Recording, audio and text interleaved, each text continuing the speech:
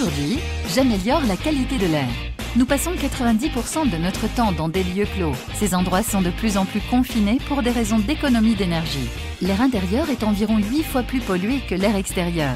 Préserver la qualité de l'air intérieur, c'est préserver sa santé. Voici quelques habitudes à prendre. Les sources de pollution à l'intérieur de logements sont de 3 types.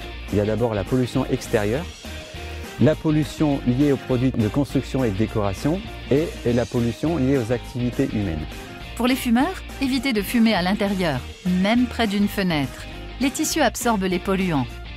D'éviter les activités qui provoquent beaucoup de condensation. Quand on en fait, il faut absolument aérer parce que derrière ce sont des moisissures et vous les respirez. Si vous avez des moisissures qui commencent à se développer, sachez qu'il faut opérer rapidement.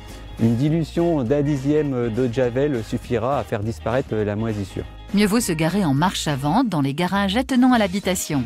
Jean-François, aide-moi, je ne sais jamais quel type de peinture je dois choisir pour ma maison. Bah écoute Maryse, je trouve que tu te débrouilles pas mal parce qu'en fait les produits qui sont là dans l'étagère, écoute, ils sont plutôt bons parce qu'ils sont la plupart A+. Ça veut dire des produits qui diffusent moins de composés organiques volatiles dans l'air, donc plus sains pour la santé. Et quand tu appliques tous ces produits, surtout ne pas oublier d'aérer également, à peu près au moins 3 semaines en fait, à partir du moment où tu as terminé. Si vous considérez que votre intérieur est vraiment très pollué, il vous reste la solution en dernier lieu de la purification. Alors ne croyez surtout pas qu'une plante va permettre de purifier l'air. Parmi les systèmes de purification d'air qui existent sur le marché, je vous conseille ceux qui fonctionnent au filtre à charbon actif qui permettent de capter les gaz polluants. Bon, il existe un test tout simple pour savoir si la ventilation fonctionne, c'est le test du sopalin. S'il reste accroché, ça marche. Oui, il y a une bonne aspiration, le sopalin tient bien, donc en fait la ventilation fonctionne bien, il n'y a pas de souci.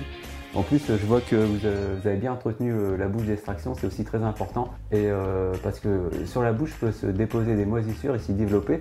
En contrepoint de la bouche d'extraction, il faut qu'il y ait des systèmes d'entrée d'air au niveau des fenêtres. Et ici, on se rend compte au niveau de cette baie vitrée qu'il manque une entrée d'air au niveau du caisson. Bah, tu vois Marie-Lise, je parlais d'entrée d'air tout à l'heure, bah, c'est exactement ça. C'est la petite barrette qui est là. D'accord. Et 2 fois par an, après tu verras en fonction de comment ça se colmate, tu démontes la petite grille qui est au-dessus et puis tu nettoies à l'eau savonnée. Mais n'oubliez pas, le meilleur système reste l'aération.